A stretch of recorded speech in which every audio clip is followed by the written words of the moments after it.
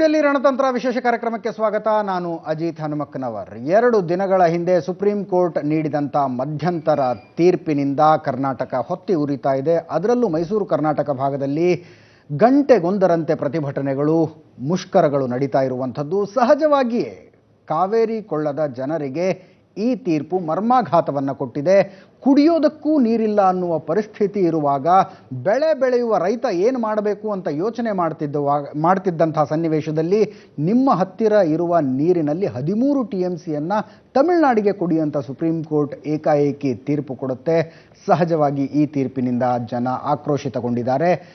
ಜನ ಕೇಳ್ತಾ ಇರುವಂಥ ಪ್ರಶ್ನೆ, ನಿಜಕ್ಕೂ ನಮ್ಮ ಸರ್ಕಾರ ತ್ರಿಕರಣ ಶುದ್ಧಿಯಿಂದ ಈ ಪ್ರಕರಣವನ್ನು ನಡೆಸ್ತಾ ಪ್ರಾಮಾಣಿಕವಾದ ಪ್ರಯತ್ನಗಳಾಯ್ತಾ? ನಮ್ಮ ವಕೀಲರು ಎಲ್ಲಾದರೂ ದಾರಿ ತಪ್ಪಿಸಿದ್ರ ಅನ್ನುವಂಥ ಪ್ರಶ್ನೆಗಳನ್ನು ಆಕ್ರೋಶಗೊಂಡ ಜನ ಕೇಳ್ತಾ ಇರೋದು. ಈ ಜನರ ಪ್ರಶ್ನೆಗಳನ್ನು ನಾವಿವತ್ತು ನೇರವಾಗಿ ನೀರಾವರಿ ಸಚಿವರಿಗೆ ಕೇಳಿ ಅವರಿಂದ ಉತ್ತರ ಪಡ್ಕೊಳ್ತಾ ಇದ್ದೀವಿ. ನಮ್ಮ ಜೊತೆಗಿದ್ದಾರೆ ನೀರಾವರಿ ಸಚಿವರಾದ MB ಪಾಟೀಲ್ ಅವರು. ಸಚಿವರ ಜೊತೆಗಿನ ಈ ಸಂವಾದಕ್ಕೆ ಹಲವು ಗಣ್ಯರನ್ನು ನಾವು ಕರೆದಿದ್ದೀವಿ. ಮೊಟ್ಟ ಮೊದಲನೇದಾಗಿ TA ನಾರಾಯಣಗೌಡರು, ಕರ್ನಾಟಕ ರಕ್ಷಣಾ ವೇದಿಕೆಯಿಂದ. ಸರ್, ಕಾರ್ಯಕ್ರಮಕ್ಕೆ ಸ್ವಾಗತ ತಮಗೆ. ಇನ್ನು ಕೋಡಿಹಳ್ಳಿ ಚಂದ್ರಶೇಖರ್ ಅವರು, ರೈತ ಮುಖಂಡರು, ಹಸಿರು ಸೇನೆಯಿಂದ ಬಂದಿದ್ದಾರೆ. ಸರ್, ತಮಗೂ ಕೂಡ ಕಾರ್ಯಕ್ರಮಕ್ಕೆ ಸ್ವಾಗತ. ಇನ್ನು ರವಿಕೃಷ್ಣ ರೆಡ್ಡಿ ಅವರು, ಸಾಮಾಜಿಕ ಕಾರ್ಯಕರ್ತರು. ಸರ್, ಕಾರ್ಯಕ್ರಮಕ್ಕೆ ಸ್ವಾಗತ ತಮಗೆ. BT ವೆಂಕಟೇಶ್ ಅವರಿದ್ದಾರೆ ನಮ್ಮ ಜೊತೆಗೆ, ಖ್ಯಾತ ವಕೀಲರು. ಸರ್, ತಮಗೂ ಕೂಡ ಕಾರ್ಯಕ್ರಮಕ್ಕೆ ಸ್ವಾಗತ. ಇನ್ನು ನಾರಾಯಣ ರೆಡ್ಡಿ ಅವರಿದ್ದಾರೆ, ರೈತ ಮುಖಂಡರು. ಸರ್, ತಮಗೂ ಕೂಡ ಕಾರ್ಯಕ್ರಮಕ್ಕೆ ಸ್ವಾಗತ. ನೇರವಾಗಿ MB ಪಾಟೀಲ್ ನೀರಾವರಿ ಸಚಿವರಿಗೆ ಪ್ರಶ್ನೆಯನ್ನು ಕೇಳ್ತಾ ಇದ್ದೀನಿ. ಸಚಿವರೇ, ಮೂಲಭೂತವಾದ ಪ್ರಶ್ನೆ, ಈ ಹಿನ್ನಡೆಯನ್ನು ತಾವು ಸೋಲು ಅಂತ ಒಪ್ಕೊಳ್ತಿರೋ ಇಲ್ವೋ? ಸ್ವಾಭಾವಿಕವಾಗಿ ನಾವು ಸುಪ್ರೀಂ ಕೋರ್ಟಿಗೆ 10,000 ಕ್ಯೂಸೆಕ್ಸನ್ನು 6 ದಿನಗಳ ಕಾಲ ನಾವು ಕೊಡ್ತೀವಿ ಅಂತ ಅನ್ನೋದನ್ನು ನಾರಿಮನ್ ಅವರು ಒಂದು ದಿವಸ ಪ್ರತಿಪಾದನೆ ಮಾಡೋದು. ನಾರಿಮನ್ ಪ್ರತಿಪಾದನೆ ಮಾಡಿದ್ದು ಒಂದು ದಿವಸ ಸರ್ಕಾರದ ನಿಲುವೆ ಅದು. ಆ ಪ್ರಕಾರ ಇವತ್ತೊಂದು ದಿವಸ ಆಗಿದ್ದರೆ ಬಹುಶಃ ಹಿಂದೆ ಏನು 2012-13 ಆಗಿತ್ತು, ಅದಾಗಿದ್ದರೆ ಇವತ್ತೊಂದು ದಿವಸ ನಾವು ತೊಂದರೆ ಪಡುವಂಥದ್ದು ಆಗ್ತಿರಲಿಲ್ಲ. ಈಗ 15,000 ಕ್ಯೂಸೆಕ್ಸನ್ನು ಮಾಡಿ 15,000 ಕ್ಯೂಸೆಕ್ಸು, ಅದು 10 ದಿನಗಳ ಕಾಲ, 6 ದಿನಗಳ ಕಾಲ ಬದಲಿ ಇವತ್ತೊಂದು ದಿವಸ 10 ದಿನಗಳ ಕಾಲ ಮಾಡಿದ್ದು ಸ್ವಾಭಾವಿಕವಾಗಿದ್ದು ಹಿನ್ನಡೆ ಅಂತ ಇವತ್ತೊಂದು ದಿವಸ ನಾವು ಒಪ್ಕೋಬೇಕಾಗ್ತದೆ. ನಾನು ಭಾಳ ಪ್ರಾಮಾಣಿಕವಾಗಿ ಅದನ್ನು ಒಪ್ಕೊಳ್ತೇನೆ. ಕೋಡಿಹಳ್ಳಿ ಚಂದ್ರಶೇಖರ್ ಅವರು, ನೋಡಿ, ಇದು ನೇರವಾಗಿ ಸರ್ಕಾರ ಜನತೆಗೆ ಮಾಡಿದಂಥ ದ್ರೋಹ ಆಗುತ್ತೆ. ಸನ್ಮಾನ್ಯ ಮಂತ್ರಿಗಳು ಏನು ಹೇಳ್ತಾ ಇದ್ದಾರೆ, ಮಂತ್ರಿಗಳು ಇದು ಸಮಂಜಸವಲ್ಲ ಅನ್ನೋದನ್ನು ನಾನು ಹೇಳಲಿಕ್ಕೆ ಇಚ್ಛೆ ಪಡ್ತೇನೆ. ಯಾಕೆ ಅಂದರೆ, ತಾವು ಆಲ್ ಪಾರ್ಟಿ ಮೀಟಿಂಗನ್ನು ಕರೆಯೋದು ಯಾವಾಗ, ನೀವು ತಜ್ಞರನ್ನು ಕರೆಯೋದು ಯಾವಾಗ, ಇದು ಮೊದಲನೇ ತಪ್ಪು ಅನ್ನೋದನ್ನ ಸರ್ಕಾರಕ್ಕೆ ಹೇಳಲಿಕ್ಕೆ ಇಚ್ಛೆ ಪಡ್ತೇನೆ. ನೀವು ಅದಕ್ಕಿಂತ ಮುಂಚೆ ನಾಗರಿಕರು ಮತ್ತು ತಜ್ಞರು ಅಥವಾ ಶಾಸನ ಸಭೆಯ ಏನು ಸರ್ವಪಕ್ಷದ ಸಭೆ, ಇದು ಎಲ್ಲದನ್ನು ಪೂರ್ವಭಾವಿಯಾಗಿ ಚರ್ಚೆ ಮಾಡಿ ನಂತರದ ಈ ತೀರ್ಮಾನಕ್ಕೆ ಬಂದಿದ್ದರೆ ಒಂದಿಷ್ಟು ಸಮಾಧಾನಕರ ಆಗ್ತಾ ಇತ್ತೇನೋ. ಇದು ಮಾಡಿದ್ದಂಥದ್ದು ಮೊದಲನೇ ಅಪರಾಧ. ತೀರ್ಪಿನಲ್ಲಿ ಏನಾದ್ರು ಬದಲಾವಣೆ ಆಗ್ಬೋದಿತ್ತಾ ಸರ್? ಅಕಸ್ಮಾತ್ ನ್ಯಾಯಾಲಯಕ್ಕೆ ಅಫಿಡವಿಟ್ ಸಲ್ಲಿಸೋದಕ್ಕಿಂತ ಮುಂಚೆ ಸರ್ವಪಕ್ಷಗಳ ಸಭೆಯನ್ನು ಸರ್ಕಾರ ಕರೆದಿದ್ದೇ ಆಗಿದ್ರೆ ತೀರ್ಪಿನಲ್ಲಿ ಏನಾದ್ರು ಬದಲಾವಣೆ? ನೋಡಿ, ನಾನು ಸರ್ಕಾರಕ್ಕೆ ವಿನಂತಿ ಮಾಡೋದೇನೆಂದರೆ, ತೀರ್ಪಿನಲ್ಲಿ ಬದಲಾವಣೆಯ ತರಲಿಕ್ಕೆ ನಮ್ಮ ಪ್ರಯತ್ನಗಳು ನಡಿಬೇಕಾಗಿತ್ತು. ನಮಗೆ ಏನು 270 TMC ನೀರು ಏನಿದೆ ಕರ್ನಾಟಕಕ್ಕೆ, ನಮಗೆ ಆ ನೀರನ್ನು ರಿಸರ್ವ್ ಇಕ್ಕಿ, ಅದರ ನಂತರದಲ್ಲಿ ಉಳಿದಂಥ ನೀರನ್ನು ನೀವು ಕೇಳ್ತಾ ಹೋಗಿ ಅನ್ನೋದನ್ನು ನಮ್ಮ ಸ್ಟ್ಯಾಂಡ್ ಆಗಬೇಕಾಗಿತ್ತು. ಪಾಟೀಲ್ ರೀ, ಮೂಲ ಪ್ರಶ್ನೆ ಇದು. ನಮಗೆ ತೊಂದರೆ ಇದೆ ಅನ್ನೋ ಒಂದೇ ಒಂದು ಮಾತನ್ನು ನಮ್ಮ ವಕೀಲರು ಹೇಳಿಲ್ಲ ಸುಪ್ರೀಂ ಕೋರ್ಟ್ನಲ್ಲಿ. ಸಬ್ಮಿಷನನ್ನು ಡೀಟೇಲ್ ಆಗಿ ಮಾಡಿದ್ದಾರೆ, ಕಾಪಿನೂ ಕೂಡ ನನ್ನ ಮುಂದಿದೆ. ಎಲ್ಲವನ್ನು ಕೂಡ ಆರ್ಡರ್ನಲ್ಲಿ ರಿಫ್ಲೆಕ್ಟ್ ಆಗೋದಿಲ್ಲ. ಆದರೆ ಸರ್ಕಾರ ಇದಕ್ಕಿಂತ ಪೂರ್ವವಾಗಿಯೂ ಕೂಡ ಸಭಾನಾಯಕರ ಸಭೆಯನ್ನು ಇವತ್ತೊಂದು ದಿವಸ ಎಲ್ಲ ಕೂಡ ನಾವು ಕರೆದಿದ್ದೀವಿ. ಅದನ್ನು ಫ್ಲೋರ್ ಲೀಡರ್ಸು, MPಸು, ಆ ಭಾಗದ ಸಚಿವರನ್ನ ಎಲ್ಲರನ್ನೂ ಕೂಡ ಇವತ್ತೊಂದು ದಿವಸ ಪೂರ್ವಭಾವಿಯಾಗಿ ಇವತ್ತೊಂದು ದಿವಸ ಕರೆ ಮಾಡಿ ಪರಿಸ್ಥಿತಿಯನ್ನು, ನಮ್ಮ ಪರಿಸ್ಥಿತಿ ಏನಿದೆ ಅಂತ ಎಲ್ಲನೂ ಕೂಡ ವಿವರಣೆಯನ್ನು ಮಾಡಿ ಅಂತಿಮವಾಗಿ ನಿರ್ಣಯವನ್ನು ಏನು ತೆಗೆದುಕೊಂಡು ಅಂದರೆ ಇವತ್ತೊಂದು ದಿವಸ ನಮ್ಮ ವಸ್ತುಸ್ಥಿತಿಯನ್ನು ನಾರಿಮನ್ ಅವರಿಗೆ ವಿವರಣೆ ಮಾಡಬೇಕು, ಅವರಿಂದ ನಾವು ತಿಳ್ಕೊಂಡು ನಾರಿಮನ್ ಅವ್ರ ಮೇಲೆ ಇವತ್ತೊಂದು ದಿವಸ ಅಂತಿಮವಾಗಿ ನಾವು ಬಿಡಬೇಕು ಅನ್ನೋದನ್ನು. ಮತ್ತು ಯಾವಾಗಲೂ ಕೂಡ ಈಗ ನಾರಿಮನ್ ಅವರು 32 ವರ್ಷಗಳ ಕಾಲ ಇವತ್ತೊಂದು ದಿವಸ ನಮ್ಮ ರಾಜ್ಯವನ್ನು ಪ್ರತಿನಿಧಿಸಿದ್ದಾರೆ. ಇವತ್ತು ಭಾಳಷ್ಟು ಜನ ಇವತ್ತೊಂದು ದಿವಸ ಅವರ ಹಿನ್ನೆಲೆಯನ್ನು, ಅವರ ಬದ್ಧತೆಯನ್ನು, ಅವರ ಪ್ರಾಮಾಣಿಕತೆ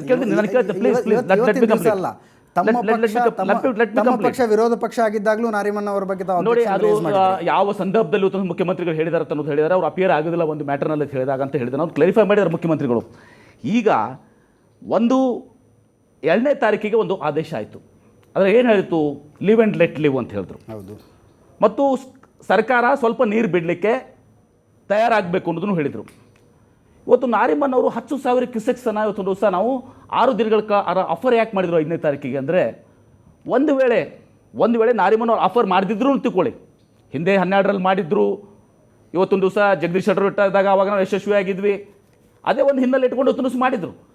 ಆದರೆ ಒಂದು ವೇಳೆ ಮಾಡಿರ್ದಿದ್ರು ಕೂಡ ಏನಾಗ್ತಿತ್ತು, ಇದನ್ನು ಬಹುಶಃ ನಾವು ತಿಳ್ಕೊಳ್ಬೇಕಾಗ್ತದೆ. ಮಾಡಿದ್ರು ಕೂಡ ಇವತ್ತೊಂದು ದಿವಸ ಸುಪ್ರೀಂ ಕೋರ್ಟ್ ಒಂದು ಆದೇಶವನ್ನು ಮಾಡ್ತಿತ್ತು ವಾಟರ್ ರಿಲೀಸ್ಗೆ.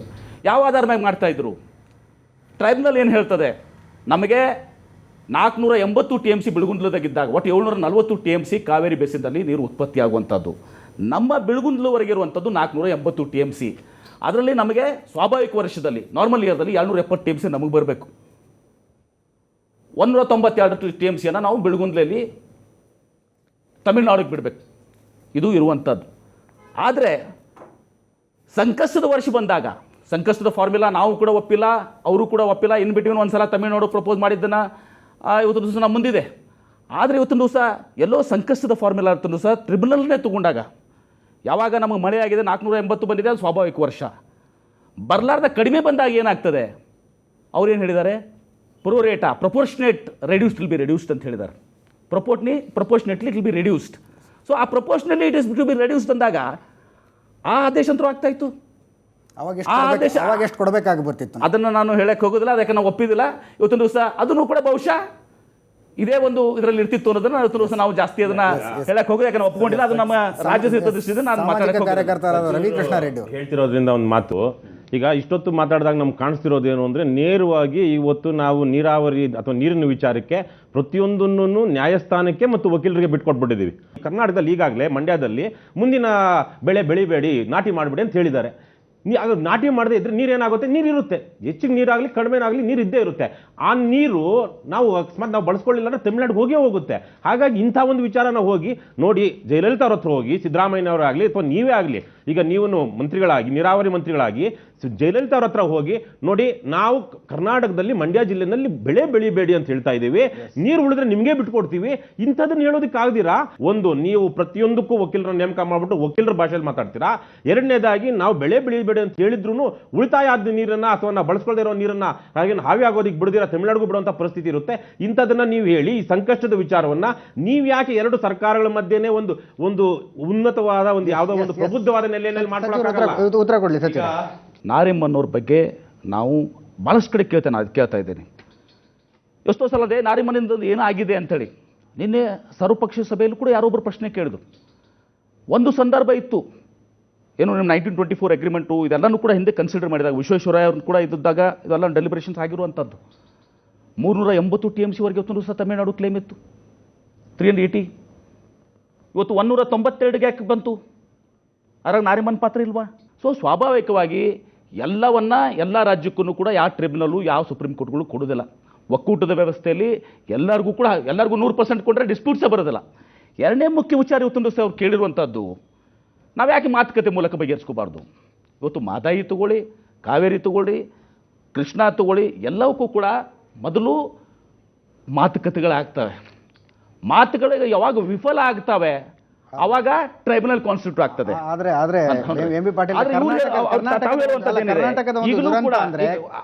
ಅವ್ರು ಹೇಳುವಂಥದ್ದೇನು, ಇದೆಲ್ಲ ಆಯ್ತು, ಈಗ ನಾವು ಒಪ್ಕೋತೀನಿ ಇದನ್ನ.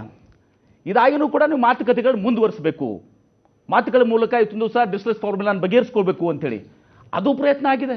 ಡಿಸ್ಟ್ರೆಸ್ಸು ಅವ್ರು ಹೇಳುವಂಥ ಡಿಸ್ಟ್ರೆಸ್ ಬೇರೆ ಇದೆ, ನಾವು ಹೇಳುವಂಥದ್ದು ವಾಸ್ತುಸ್ಥಿತಿ ಮೇಲೆ ಡಿಸ್ಟ್ರೆಸ್ ಮಾಡಿ ಅಂಥೇಳಿ, ಅದು ಡಿಸ್ಟ್ರೆಸ್ ಫೈನಲ್ ಆಗಿಲ್ಲ. ಈಗ 18ನೇ ತಾರೀಕಿಗೆ ನಮ್ದೇನು ಬರ್ತದೆ, ಕೇಸ್ ಬರ್ತದೆ, ಅಲ್ಲಿ ಹೆಚ್ಚಿನ ನೀರು, ನಮ್ಮ ಡಿಸ್ಟ್ರೆಸ್ ಫಾರ್ಮುಲಾ ಮತ್ತು ಈ ಮಂತ್ಲಿ ಏನು ಇವತ್ತೊಂದು ದಿವಸ ನಮಗೆ ಇದು ಮಾಡಿದ್ದಾರೆ, ಅದು ಭಾಳ ದೊಡ್ಡ ಹೊಡ್ತಿದೆ ನಮಗೆ. ಜೂನಲ್ಲಿ 10, ಜುಲೈದಲ್ಲಿ 50, 34, ಆಗಸ್ಟ್ನಲ್ಲಿ 50, ಇದೇನಿದೆಲ್ಲ ಇದು 94 TMC 3 ತಿಂಗಳಲ್ಲಿ ಬಿಡಬೇಕಾದ್ರೆ ದೊಡ್ಡ ಮಾರಕವಾಗಿದ್ದಂಥದ್ದು ನಮ್ಮ ಮುಂದಿರುವಂಥದ್ದು. ಎಷ್ಟೇ ಕಷ್ಟ ಬಂದ್ರು ಅದನ್ನ ನಿಭಾಯಿಸ್ತೀವಿ. ಇದು ಒಂದು. ಆಮೇಲೆ ಮುಂದೆ ಯಾಕೆ ಇವತ್ತಿನ